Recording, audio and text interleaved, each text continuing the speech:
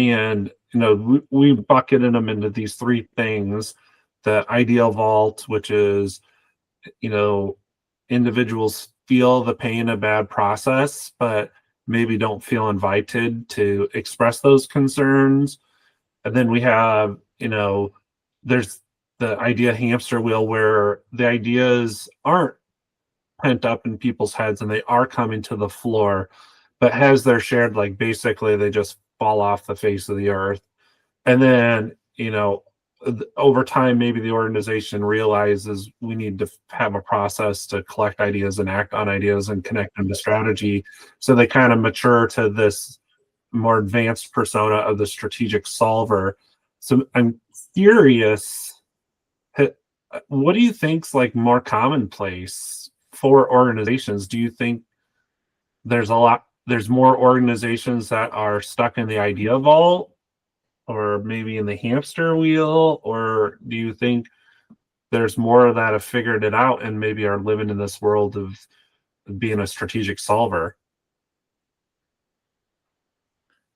I would definitely say the majority of what I've seen and experienced is not in the strategic solver area. So I would eliminate that one. I might get rid of it, but I would just say that's probably the area of biggest opportunity.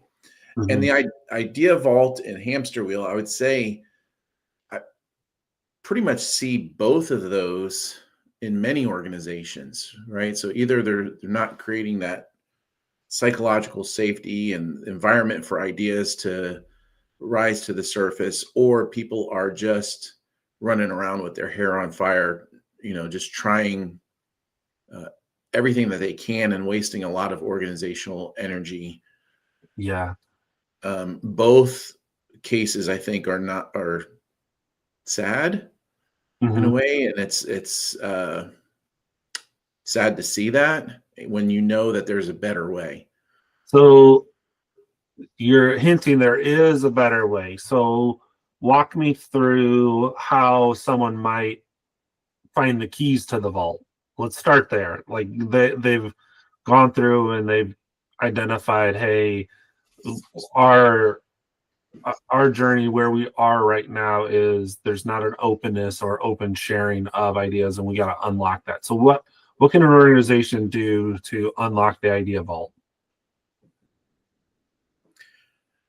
I think that starts probably with the upper management and leadership team to really examine themselves and to understand, from a lean perspective, what we would call the eighth waste, unused employee creativity.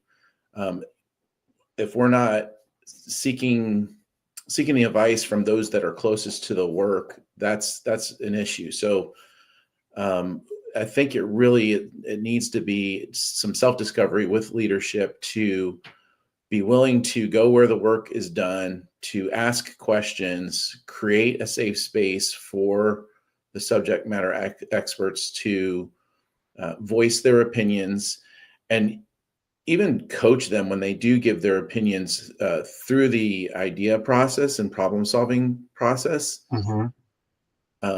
So that they can see their ideas at least tested, right? So whether they fail or succeed probably isn't, in my opinion, as consequential. It's just, let's make sure that the ideas are being heard, listened to, and tested.